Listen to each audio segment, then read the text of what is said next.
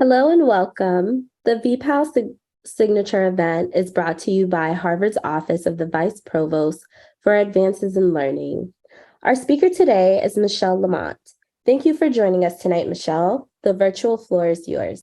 Thank you so much for inviting me to present my work to you today. It's an honor, and I'm eager to get reactions. This book came out just a few weeks ago. The title of the book is Seeing Others, How Recognition Works and How It Can Heal a Divided World. And I think it's particularly an important book in the context of what's happening in our colleges now, and especially in colleges such as Harvard, which serves a population of extremely talented young people, but also an institution that is at the center of the system of inequality in our country. So I decided to write this book in the context of the Trump presidency because I could see that groups that had been historically marginalized were being marginalized further. You will remember the comments that Trump made in one of his presidential speeches about Mexican immigrants being rapists. There was a lot of, one of the first act that he posed as a president was the ban against travel to a number of Muslim countries. So these incidents really have to do with recognition and dignity, how groups that are part of our community may feel that their dignity is being disrespected. So I wanted to contribute to the national conversation in the years following the Trump presidency by giving the general reader tools to understand what is recognition and how can we broaden it so that more people feel like they're full members of our society. And that's very much illustrated by the cover that you see there. The white one is the American edition, the yellow one, the British edition, published by Penguin. And the American one is very much about the circle of inclusion and how different groups fit in it or outside of it. We live in a time when many groups are making recognition claims that is, they are denouncing the injustice that they feel they're being victim of. You can think of Black Lives Matter or Me Too, but this is also happening on the left, the conservative side of the political spectrum. Certainly, the MAGA movement is a movement that is celebrating nationalism, and it has been viewed as very much associated with downwardly mobile working class people who feel that they've been displaced in the context of American society by immigrants and others, and they're reclaiming the place of white men at the middle of our society. So I wanted to make sense of what's common between these various groups who feel that they have been marginalized in different ways, and what can we do to try to weaken the boundaries between groups and make sure that all groups can have dignity. And the solution is very much one of a social scientist. My solution is not like let's not just be nice with each other. That's an important response, but it's not the one I'm interested in. I'm interested in how can we create a society that provides people with frames, lenses, repertoires that make it easier for groups to see what we all have in common as human beings. So the question is really here, who matters, who belong, who is us? And in order to answer these questions, I turn to a group that I call change agents, who are people who produce narratives that are diffused in the popular culture or through social movements or through philanthropy about who matters, what kind of worth is celebrated in our society, and what can we do to make more people feel included. And I also interviewed 80 Gen Zs, college students in the Midwest and in the East Coast. Actually, I say I interviewed, but in fact, I asked some of my graduate students to interview these Gen Zs because it's very difficult to bridge the gap between Gen Zs and boomers. And I really was interested in how they perceive the challenges that they live with and what kind of society they would like to live in. So the person you see on the right with the white T-shirt is someone who worked as an advisor on the show Transparent, which is about a middle-aged trans woman who decides to really, who negotiates her new identity as trans with her grown-up children. So, and the t-shirt I See You is very much about the theme of the book, which is really, to recognize everyone's worth, which is a central theme in the culture of the Gen Zs. And the black t-shirt you're also very familiar with, since it was on a great many lawns. Many people had this at a poster on their lawns in the context of Black Lives Matter. And it really celebrates what we all have in common as human beings, with themes such as, love is love and women's right are human's right. So we take for granted that this is the society we live in now. But the question is really, what are the social and the cultural processes that make this current moment possible? And a lot of what I have to say has to do with the interventions of these change agents who are producing new narratives that diffuse to society at large, but also the work of Gen Zs and others who are promoting a society that is much more inclusive. And that's, of course, our students, the age of our students, who feel very much that we need new sources of hope. Many of them have mental health problems and are trying to look into a different future, and we'll see why in a second.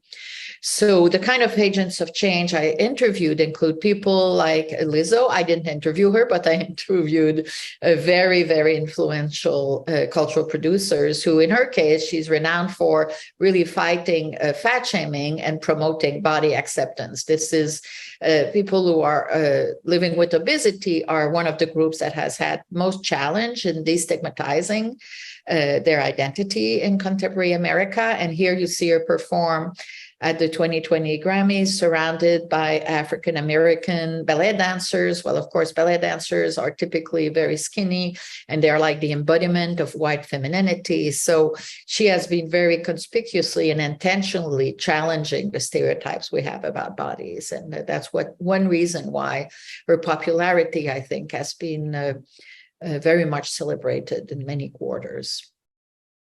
So here you have Joy Soloway, who was the creator of Transparent and a very popular show on Netflix. And when I interviewed her, I asked very explicitly, what led you to want to create this show? And they said, well, I really want to humanize people a group that is often viewed as aberrant or ridiculed.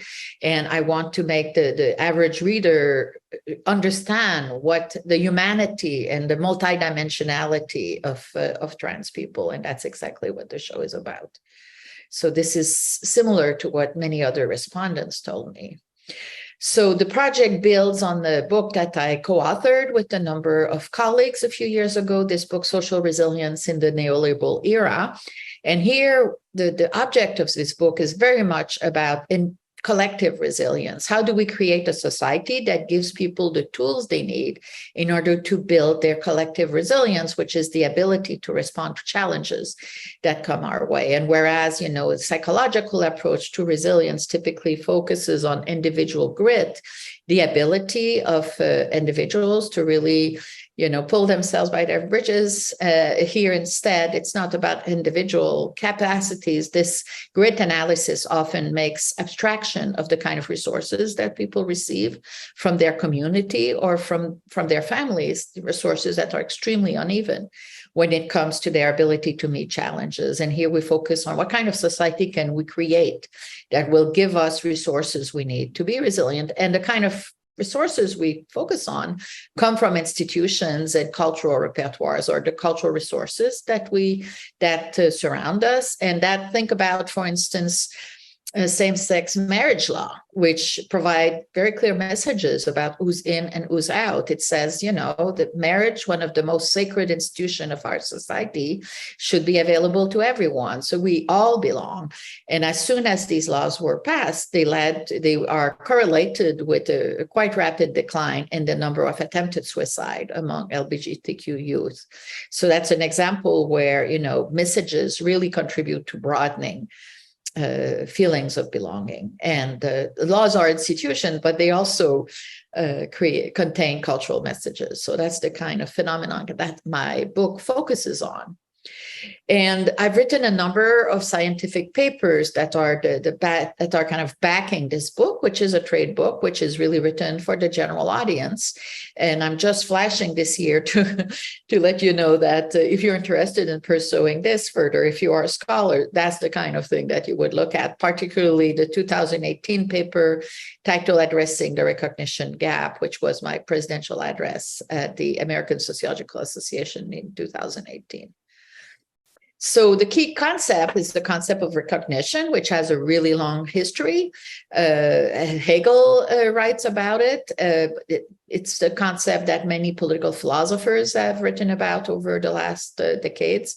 One particularly influential person is Axel Honneth, a German philosopher, who defined recognition as the social act by which the positive social worth of an individual or a group is affirmed or acknowledged by others. So that's really about how others perceive us and affirm our value as human beings. And this is something that only humans can do for other humans.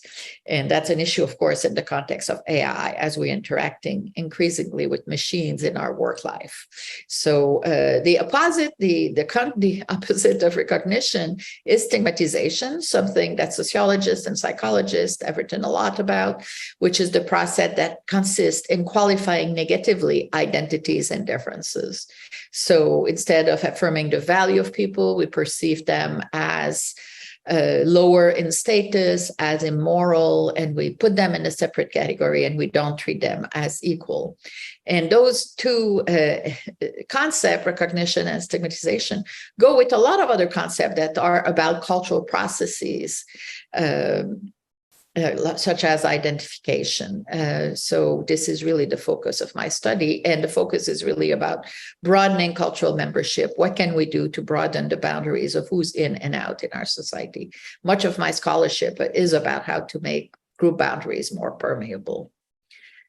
So one could think about, what does this matter? I mean, really, life is about material resources. Well, one of the challenges of this book is really to argue that, dignity and well-being is as important to humans as is material resources. When you interview people about what's important for them at work, it's not only that it gives them money, it's very much that relationships with others gives them purpose and a sense of meaning to their lives. But it also matters, we know, for instance, of the huge impact that racism has on health. So this is the impact of stigmatization on what epidemiologists call the wear and tear of everyday life. They also call it the allostatic load, which gets under the skin, which really gets to you when you experience a lot of microaggression. It also matters for poverty. Think about, young people who might be trans and their parents don't agree with how they live their life and they kick them out of the house. So, well, this is a case where stigmatization results in poverty. So if we want to establish what's most important, the causal link between resources and stigma, or resources and definition of worth, really goes in both directions. And as social scientists, one of the argument of this book is really to try to get us to think about inequality in a much more multidimensional way. It's not only about the redistribution of resources that economists all often focus on. It's also about how we define each other as a group. And much of my research has been oriented toward demonstrating that this can be studied very systematically, and that we can also study very systematically how it impacts inequality. And if you think of classes, of course, social classes have to do with how much resources people have, but also every social class has an identity. So there's a cultural dimension to class as much as there's a structural or an economic dimension. And of course, it matters for politics. A lot of the discussions we have about how various groups vote now have to do specifically with their identity and how they might feel in and out of various social circles. So, as I said earlier, the study is informed by interviews with change agents, which includes 75 interviews with comedians and Hollywood creatives, the very people who've been on strike over the last few months, and also advocacy, people who work in advocacy, in philanthropy, all kinds of people whose job is very much oriented toward transforming narratives. And you will see in a few minutes why this is so important. And I did these interviews in collaboration with some graduate students who work as my research assistants. And we also did interviews with a number of college students, both before COVID and during COVID, to capture precisely what they perceive as the challenges of the society that they live in today, and what kind of life, what kind of values would they like to be able to promote as they live their life as adults and meet those challenges. We will see that it's quite different from the ideals of my generation, the boomers. So the first few chapters are really providing a diagnostic of American society as I was writing the book, which was, of course, the context of growing inequality over several decades, but also a context of political polarization and COVID. And during this period, you have something that social scientists call neoliberal societies, which is societies where we really put a lot of emphasis on profit maximization, and the role of the state is to help increase profit. But this goes hand in hand with the promotion of a very specific notion of who we should be as human beings. And that notion really has to do with neoliberal scripts of self. So the idea that as human beings, we're supposed to be self-reliant, we're supposed to be competitive, we're supposed to be pursuing status and wealth and consumption, be very competitive. And like it's a celebration of meritocracy. The people who are most admired are people who succeed very well professionally. But this cult of meritocracy often overlooks the kind of advantages that children of the middle class, or even children who grow up in large metropolitan area, have as they're pursuing this meritocratic ideal. So there's a lot to, these values have come really under criticism, in part because one of the dimensions of the current context has also been a generalized mental health crisis. But before I talk about this, I want to point to you that this cult of meritocracy is present not only in the US, but also across most advanced industrial societies. And meritocracy has gained a lot in popularity over much of the 20th century. In fact, it has increased in all but 3 of the societies that were studied in this particular paper by Jonathan Maisch. So you can see here examples of, the societies where it's least popular is France, but it's particularly popular in the United States and United Kingdom, that are often presented as the most neoliberal societies.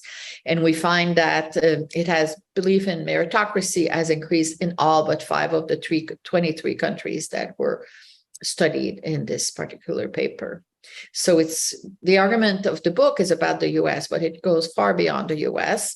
And there's a real problem because the US in particular, but that's true in other countries, faces a big crisis in the belief in upward mobility, that we should organize our life toward becoming more successful, accumulating resources. Gen Zs talk about the a hedonistic treadmill of consumption, denounced the idea that we should organize our life toward, buying a house and having the white picket fence, and their concern with global warming and with consumption and with the great uncertainty that they face. Many of them believe that they will never own a house. They believe that very few people are able to reach the American dream, that if anyone can do it, it might be them, but the majority of people won't. So the American dream was an extremely powerful dream machine in the US for most of the 20th century, attracting tons of immigrants to our shore, but it's now in a state of crisis. And this really, after decades of growing inequality, and it's really leaving a lot of our young people feeling very empty and desperate. We know that even before the pandemic and during the pandemic, the extent to which there was a deep mental health crisis across all groups has really, multiplied and spread very, very rapidly. So this neoliberal concept of self, in some ways, has fed this crisis. It has made many upper middle class people feel overwhelmed. because they feel that they have to work all the time. This particularly diffused during after the 2008 financial crisis, because many middle-class people were afraid of becoming downwardly mobile. So the focus on money and work really made many people anxious. But of course, this is true of other social groups as well, lower in the social hierarchy. And it feeds a broader crisis in American society as a whole, because on the one hand, I think college-educated professionals and managers are celebrated, and it makes many working class people who don't have a college degree, feel worthless. There was an article today in the New York Times by the economist Ann Case and Angus Deaton, who wrote the very influential book That by Despair, which is precisely on the topic of the college degree as a boundary in American society that has become increasingly important, and is feeding, a very polarized view of who matters and who's worthy, with the college degree being at the center of this division, and a bifurcation in who is worthy, really. So it's a question that needs to be addressed very urgently. And in some ways, Trump has been very skilled at telling the workers, giving them a sense of value by telling them, yes, you're downwardly mobile, but it's not your fault. It's because of immigrants. It's because of globalization. So I think one of the challenges for the Democratic Party for the 24 election will be to figure out how to appeal to workers while at the same time not losing other progressives that have been supporting the party. So this diffusion of this celebration of the upper middle class, you see it when you are streaming, any shows on your television, particularly the very detailed study of American primetime, American television domestic situation comedies has shown that by a long shot, all the heroes are college-educated, successful people, and the representation of the working class that you find on those shows tend to be very negative. You have clowns, people who are ignorant, who are stupid. Think about, Bart Simpson as an example. So this is not only due to growing inequality, it's also due to the narratives to which we're exposed as we are involved in popular culture. So the solution is, as I read the literature in the social sciences about where people find hope, because that was essentially the problem with this amazingly powerful crisis in mental health, which, by the way, Harvard faculty experience up close, because many of our students now want to use the service of the mental health services of the university, and they have really challenges in meeting the demand. But how people develop hope is in part by having alternative narratives that they can use as they try to imagine what the future can be, and visions of the future that would be much more positive is partly what sustains them. So this is why for this research project, I decided to very systematically interview people whose job it is to create new narratives. So, and I asked myself, who is producing these narratives and how are they producing them? And what are the messages that they try to share with them? And as I'm thinking about how can we broaden our views about who belongs, I was partly interested in how can we move away from this neoliberal conception of the self, which is unidimensional. It's all about who gets most money and who's most successful, toward a more pluralistic view where more different people could be viewed as worthy. So, for instance, people who are primarily defining themselves and contributing through being caring people, caring for the elderly, caring for the children, or people who are highly spiritual, contribute to society differently. And I also looked into what I call ordinary universalism, which is the notion that in some ways we're all the same as human beings. How can we move from a language of us versus them, which some psychologists who write about tribalism say this is totally inherent to human nature. Instead of taking this position, my position is we don't know anything about human nature. No one is wired to do anything. We have a lot of narratives about what human nature is, but it's a little bit like doing archaeological research. Figments of evidence are used to draw big theories, but instead I'm interviewing people about what do they think we all share as human beings as an alternative strategy for examining how to broaden who is worthy our understanding, and also examine groups that have been able to reduce the stigma they've experienced and those that have not, to try to draw conclusions. So this is specifically about how can we reduce the boundaries between groups. So a concept in the social sciences that was really important to ask those questions is really to focus on the public sphere, which is about the ideas that we all share, the filters through which we perceive reality. And these filters are not natural. They're produced collectively by various groups. So important philosopher, Jürgen Habermas, wrote about this in the context of previous centuries. But now we have social media. We have a huge philanthropic sector that's highly professionalized that also contributes to diffusing new ideas.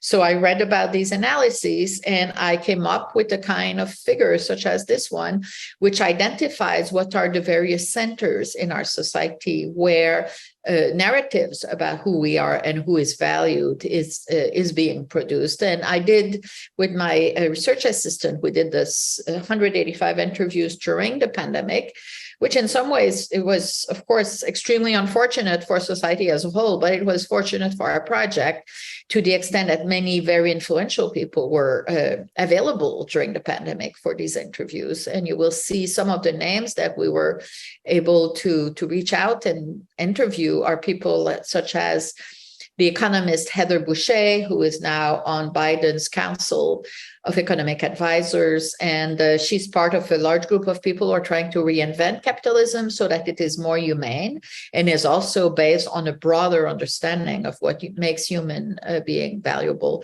Felicia Wong, the head of the Roosevelt Institute, pursues something very similar. You have extreme left, like, Shakar Bankura, the editor of Jacobin magazine. So it's a very wide range of people, leaders in climate justice, such as Bill McKibben, leaders in feminism, such as Kimberly Crenshaw, LGBTQ leaders as well. So it runs the gamut, covers also artists and poets and a large number of stand-up comics and someone like Camo Bell or we were very, very successful at reaching a great many people in among Hollywood creatives, such as the Queer Eye actors. So Bruce Miller, the producer of The Handmaid's Tale, and Mike Schur, the creator of Park and Recreation and The Good Life. And we really asked in all the cases, what is it that you're trying to do with your work? And all the time, the notion of creating new narrative was very central to their objectives, with the goal of broadening recognition to all. So to give you a sense, a little bit of the finding of the project, I'll take a few minutes to talk about a subgroup, which is the visual artists who are focusing. They are Black and queer photographers who aim very specifically at providing alternative visions of who are these people, and really redefining them in ways that are more humane. So they produce work such as this photography from Lyle Ashton Harris, who is also a professor of photography at NYU. And when I asked him about what he's trying to do with this work, he says he's trying to produce very dignified and humanizing depiction of what queer people are about. And something very similar was said by Catherine Opie, who is a queer photographer in LA, who's part of the S&M community. And in an interview in a magazine, she said that she didn't like the way that the letter community was being represented by mainstream media. So instead of just showing the tattoos and the piercing and the market of the bodies, I wanted to show a series of portraits of this community that were incredibly noble. So you see here, those words are not the usual words associated with the stereotypes about S&M people. So an example that I particularly like is the artist Hank Willis Thomas, who did a video, which you can see on YouTube. It's called Question Bridge. You can see it, you can just Google Question Bridge on YouTube and you'll see it. And he interviewed 150 African-American men living in 12 cities to ask them exactly the same question: what does it mean to you to be a Black man? And he found an enormous degree of diversity in their response. What they all shared in common, though, is the fact that they all experience the stereotypes that are being put on them. So this video was partly important because Hank Willis Thomas was able to join forces with an organization called the Campaign for Black Male Achievement, which is a huge network of 2,600 organizations nationwide. And all these people create, with their resources, they were able to generate a lot of conversation around the videos, showing the videos, and then organizing conversation in high schools and in museums and in community center, community engagement to really to get people to reflect on what are narratives and how can you change them and what are the alternative to the stereotyping of Black men as problems and failures. And when I interviewed Sean Dove for the book, I asked him, what's the purpose? Why did you support this project? And he says about his organization, we are creating a framework of respect. We're talking about Black men and boys to not identify people first by their problem and what's wrong with them, but to see Black people, or to see Black people as the face of poverty or crime, but by defining people by their aspirations. So it's really about a shift in narrative. And this is one of several organizations that were very explicitly focused on transforming the world by transforming narratives. So one of the key concepts of the book is this notion of recognition chains, which is a collaboration that emerges between various organizations that are all committed to transforming narratives.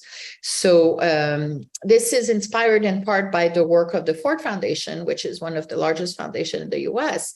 And the president of the Ford Foundation, Darren Walker, has been pushing a four-pronged approach to reducing inequality. And one of them is very explicitly about transforming narratives. He calls this capturing hearts and minds by creating new narratives. So one of the things they did is, for instance, to fund the production of the film Roma, which won an Oscar, and it features basically maids working for a middle-class family in Mexico City, and they're indigenous women.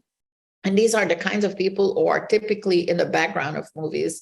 The story is never about them, but this movie is totally about them, and it was showed on Netflix. And what it features is really these two maids who are struggling with life. One of them needs to get an abortion.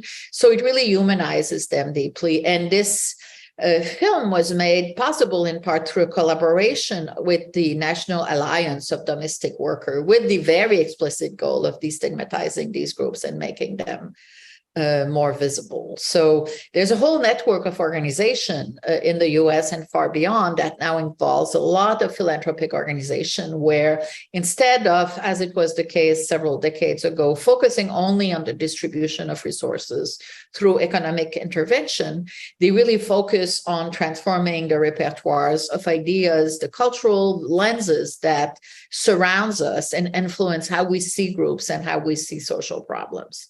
So I think that is an extremely important development that is, really contributing to transforming our societies. And some of these organizations, for instance, were very active in funding Black Lives Matter in 2020. So it's really putting out there a lot of little seeds of social change that add up and lead toward, making group boundaries much more flexible. Just a few words on the interviews with the stand-up comics and the Hollywood creatives. We have two very detailed papers now under review, which looks very closely at how they talk about the ways in which they're promoting diversity through their work. And they say, well, our job, of course, as stand-up comic is to make people laugh. But as we're doing this, we're also putting in a lot of little messages. So one of the strategies that they use, which we talk about is in our papers, is one that we call the Trojan horse approach, which is precisely, little messaging that are contributing to expanding the visibility of groups and also to make people more aware of the stereotype that they hold. So it contributes to a much broader movement about, promoting inclusion that is at the center of this closing the recognition gap that mobilizes many people in the public sphere, at least in the progressive liberal end of the public sphere.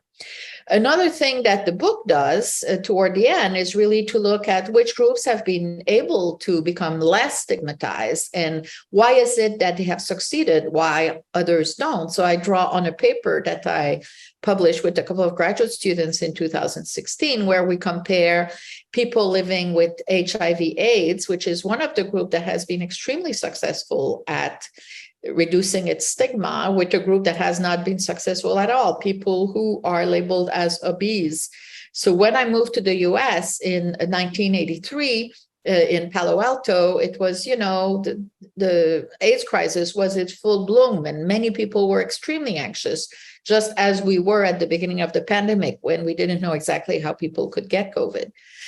And there was a radical shift. There was a deep collaboration between activists in social movements and knowledge workers, that is, legal experts, medical experts, social scientists, journalists, toward reframing how we understood AIDS and helping people understand how you can get AIDS, and to show that it was not a disease associated with gay men who were having too much sex with too many different people, but in fact, it's a disease that anyone could get, and basically demoralizing the disease. And in contrast, this did not happen at all for people labeled as obese. Medical researchers were not on board to deculpabilize people who were obese. The notion that people who are obese are just lazy, don't take care of themselves, they have low self-esteem, etc. This notion is still very much present in our society.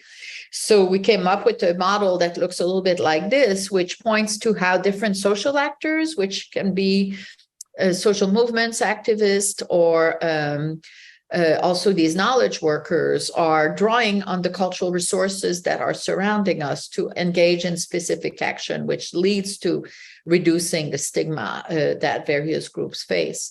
These actors are not only knowledge workers and activists, but also, I'll give you the example of Magic Johnson, a very important public figure, basketball player, who came out and said, "I have AIDS." In the middle of the 90s. And that really contributed to, the notion that it's not only for gay men. Or also Lady Di came to the US and she was photographed, shaking the hand of people who had AIDS, really to send a message that this is not something to be afraid of. So this, spreading of little messages throughout the public sphere really little by little contributed to the destigmatization of HIV/AIDS. So the point here is really that the image that are associated with different groups have changed, are changing, and can change more. And that is something that we can all be involved in as we participate and contribute to social life. So it's really, that's one reason why this book is very much a book about hope, because it explains how social change is possible and how it's happening anyway, as we've seen, for instance, with same-sex marriage, change that would have been absolutely unthinkable just a couple of decades ago. So one of the interesting thing about this story that I'm telling you is that the change is happening from the bottom down. These influential Hollywood change agents diffusing new messages, but it's also happening from the bottom up. And to understand how it's happening at the level of society at large, we did these 80 interviews with Gen Zs, and they were randomly sampled from a number of sampling points in 32 colleges altogether, and we found that they think about their lives very differently than boomers do. And we wrote 2 papers that lead to one chapter in the book, which is really about how they understand what they want from their life and how it's different from boomers. So we're in the cockpit now is because it's a generation that thinks of itself as very political. A lot of demographers are criticized the notion of using labels such as Gen Zs, and I'm totally in line with them when it comes to, we know that we cannot disentangle what changes are due to period or cohort or age group. But one thing we know is that this group is strongly self-identified as Gen Zs. They call themselves Gen Zs, which is why I don't hesitate to use the label in the book. And when we wrote the 2 papers that are now out that are precisely about how they see their world, what we found through in-depth interviews is that they do embrace hard work, and they do believe in entrepreneurialism and to some extent in the American dream, but they don't think it's the solution to everything. And they really moderate a lot the emphasis on work that they perceive as being so central among boomers. So they moderate it with a strong concern for what we call in the book the therapeutic ethos, the notion that you need a work-life balance, that you really need to think about your mental health, that you should not just work so hard that you find yourself absolutely exhausted. So they really want to balance different aspects of their life, and they are deeply committed to this notion of ordinary universalism. They have a great dislike for any kind of behavior that is viewed as overly hierarchical or exclusive. I'm sure that you've seen it, people denouncing sexual harassment or racism, or the notion that we should all treat each other as human beings is absolutely central to this group. And as a group identity, it's also very much of a political cohort that thinks that boomers have really screwed up when it comes to climate change, and they have an enormously urgent feeling that things need to be changed now. But they're working on this in combination with these various values that are described here. And in a second paper that also feeds the chapter on Gen Z in the book, it's really about class differences in their understanding of the challenges during COVID and the solutions. And we find that the more privileged students are much more likely to want to think of themselves as leaders of change, whereas the working class students we've interviewed are much more concerned with helping their family pay their bills. And they are also much more open to the idea that social change requires conflict and, power struggle. Whereas the middle class students were much more likely to say, oh, we should all be empathic and kind toward each other. And many working class students think that is a little bit naive. And their orientation toward the future is very different. In that the working class students feel we've always had challenges, we've always had problems. COVID is not a magnitude of difference compared to the challenges we've experienced toward our lives, but for the middle class kids, it was quite different. So they all want to contribute to social change, but somewhat differently. So finally, the book talks about what should we do as we lead our lives as citizens, and it presents some really stark findings about the amazingly steep increase in class segregation in American society over the last decades, where many college-educated people have very few interactions with people of other classes, which means that it's increasingly difficult for them to understand the challenges that working class or low-income people are facing in their everyday life. And the challenge of living in societies or cities such as Los Angeles or San Francisco or Philadelphia that have a lot of homeless people in the streets. So the penultimate chapter is really inviting everyone to confront these situations, to say that these situations are terrible, not only for people who are homeless, who suffer, but also for our society as a whole, because it's deeply dehumanizing to be living in a society where other human beings are forced to live in such condition. And many very successful societies or cities such as Tokyo or Rio de Janeiro, Tokyo especially is a society where there's far less class segregation. So this penultimate chapter invites middle-class people in particular to think about their approach to raising children. And there's something sociologists of inequality talk about called opportunity hoarding, the idea that you should really give your kids all the resources possible. And, the idea that you really need to protect them from any challenges that may come their way to ensure their success. And I suggest that when we make decisions about where to send our kids to school or which neighborhood to live in, it's a good idea to try to maximize diversity instead of just try to make sure that their children have just all the advantages possible. So I think it's very important to consider this. In American society, we talk a lot about racial segregation, but we don't talk enough about class segregation. So this final chapter really points to the many things that not only citizens can do to create a more inclusive society, but also the things that organizations do. So, of course, we talk about a diversity, inclusion, and equity initiative, but there's far more, such as, for instance, the promotion of workers not only as workers, but also as caregivers.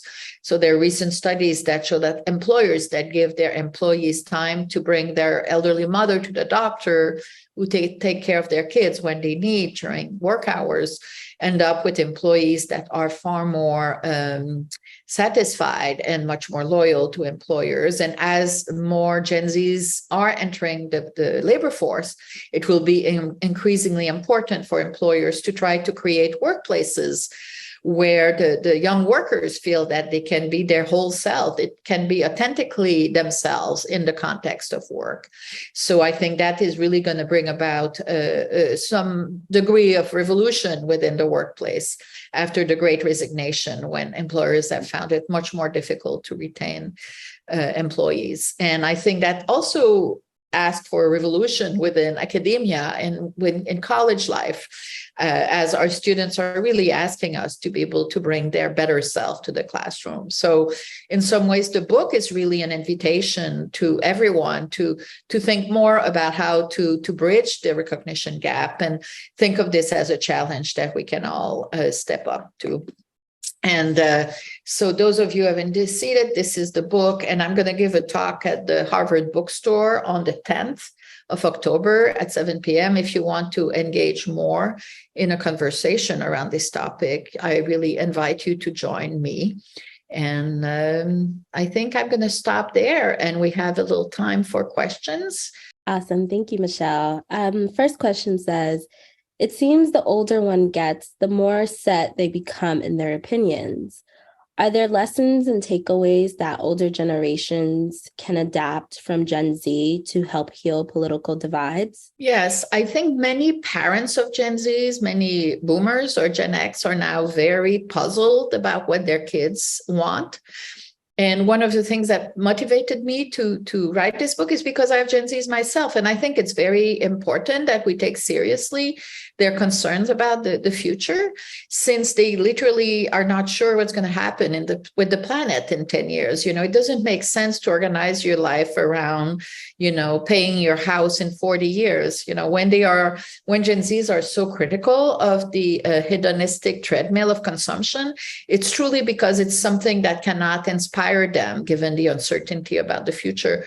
So I think their focus on creating a better society now, also as a way to address the massive mental health crisis that is happening in our society, not only amongst youth, but also among upper middle class people, is to consider the quality of our life. We know that income and happiness are not strictly correlated. It really, peaks at a pretty low level. Making 100,000 or 200,000 doesn't make much of a difference after you have above a certain threshold. And the question about whether people change as they get older, we know that people become more conservative as they get older, but studies of the May 68 generation shows that those generations have remained much more progressive throughout their lives. So it's not necessarily taken for granted that people will become much more conservative as they get older. And also the meaning of what being progressive means changes enormously across generations. So I am a part of the second wave feminism generation. We fought for, gender equality in pay and access to jobs. We didn't talk about pronouns or access to unisex bathroom. So what being progressive means changes a lot from decade to decade. And we cannot measure degree of progressivism in a linear fashion, since its meaning is really changing all the time. The next question asks, whose responsibility is it to broaden the circle of people who matter? Well, the argument, I presume this person maybe wrote the question very early in my talk. As you could see, as I build the argument toward the last chapter, the answer is really everyone. Some people specialize, all these change agents, they make it their mission in life to work on this. But many of us, like I consider myself as a teacher of undergrads, to certainly do it by helping undergrads understand what creates inequality and how can group boundaries be softened. So I think many people contribute to this in different ways. I know, for instance, Somerville, this little town that's just next to Cambridge, they have a collective deliberation to determine the budget of the town. And many people participate in it because they want the decision-making process to not only be more democratic, but also more lined up with their values. They want probably a little more money to be put in mental health service to, help people who are homeless, and maybe a little bit less on repressive function, for instance. So a lot of the basic decision-making about city budgets have to line up with the values of the community. So I think this is a very important development.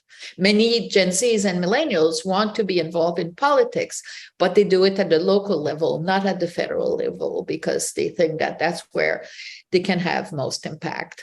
The next question asks, how does fostering recognition differ in relationships with large power disparities versus more mutual relationships?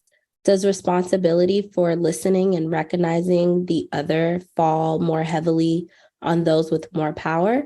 If so, how do we ultimately move to a place of more mutual recognition? Well, I think it needs to happen throughout the social structure. The most powerful people, the less powerful people, we lead our life in the context of face-to-face interaction, or, even if it's online, it's still, dyads and triads, but these micro interaction, translate also, you add them up, and then we operate within institutions, and we operate within micro society.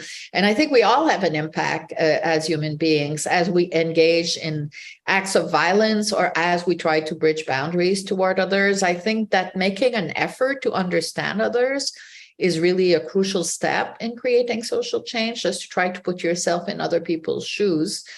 And to understand also what we have in common as human beings. So one of the things I didn't talk about is a book for which I interviewed a lot of North African immigrants in France. And I asked them, what do you all have in common with the French people?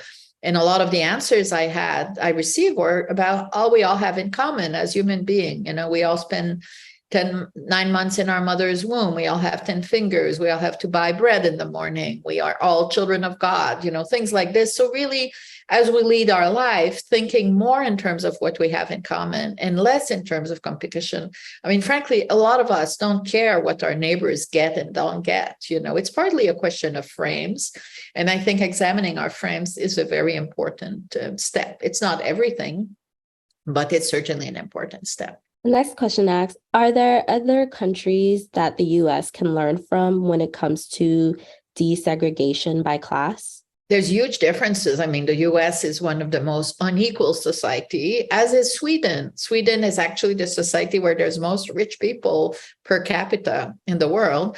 But it's also a society that's called, a corporatist society. There's been agreement between the upper class and the government that they would support a very strong welfare state, which means that low-income people are very well supported in Sweden, and there's a strong commitment to collective well-being, whereas in the US, there's a strong commitment to self-reliance and individualism with a very different model for spending collective resources. So I think there are sociologists who are studying how the elite perceives the poor across various countries, and there's huge differences, with probably the US being one of the countries where the poor are most stigmatized for their situation, as compared certainly to most European countries. It's much worse to be poor in the US than to be poor in Scandinavia, because here they are very much blamed for their plight.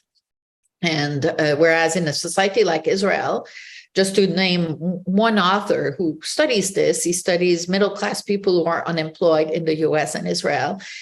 His name is Ofer Sharon. He teaches at UMass Amherst, and he found that in Israel, people who are unemployed don't blame themselves. They think the market is essentially unequal, and some people will be unemployed necessarily. And if it happens to be them this year, well, it's unfair, but they're not going to say, oh, I'm a failure.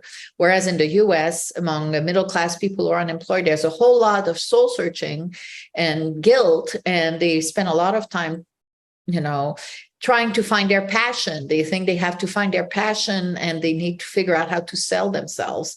So the response to unemployment is radically different. And it really has to do with how the market is perceived as fair or unfair in both societies. So I think the more we learn about how these questions are handled in other society, the better Americans can engage in a conversation about how to move forward on these aspects.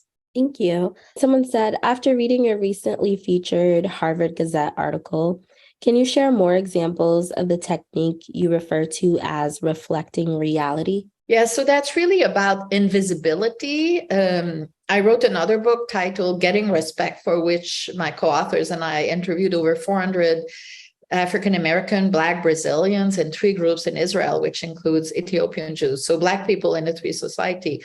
And we found vastly different responses in what they perceive to be acts of discrimination or exclusion. And most of them talked about what we call assault on the self, being viewed as invisible, feeling like you're in the background, no one notices you, people underestimate you. So I think this experience of invisibility is very central to how marginalized groups feel, they function in society. So this strategy is really about representation, making sure that in popular entertainment, you have people who represent trans or, the disabled or, various subgroups, Muslims, groups that are feel marginal. And I was talking recently with one of my graduate students who's trans, who was telling me when they were young, they didn't have any notion that there were other trans people there. They didn't have the language they needed to even understand their identity. So that's why the issue about the unisex bathrooms or the pronoun is so important to Gen Zs. They feel very much that they want this diversity in sexual identification to be visible and affirmed. So, but in the context of entertainment, when it comes to stand-up comic, many of them want to give voice to groups that they feel are invisible or very so marginalized that people don't even know that they're absent from the conversation. So essentially, this is what it's about. And last question for tonight. What are some suggested strategies that allow us, older as well as much younger people, to connect with those holding different political views than our own? This is a complicated question, I think, because often people feel very much put upon or attacked. It's difficult for an African American, for instance, when confronted to racism, to think, oh, this is also a human being who is seeking recognition. But I think it's very urgent that we figure out how to have exchanges about how dignity is essential to the well-being of everyone, and to really encourage the racist workers to acknowledge if they're preaching or if they're admiring, I don't know, Trump because he's a populist and he tries to treat everyone, people as people. This is a value that is extremely dear to them. I know from my book, Detective Working Man, for which I interviewed a lot of workers.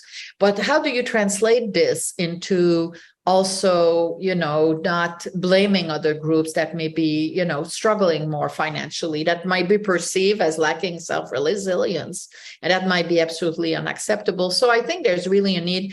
For me, the solution is partly, embracing these repertoire, being exposed to different repertoire that will give you different ways of perceiving groups that you may be blaming for their situation in life. So it's really about, increasing exposure and increasing understanding as a very important step.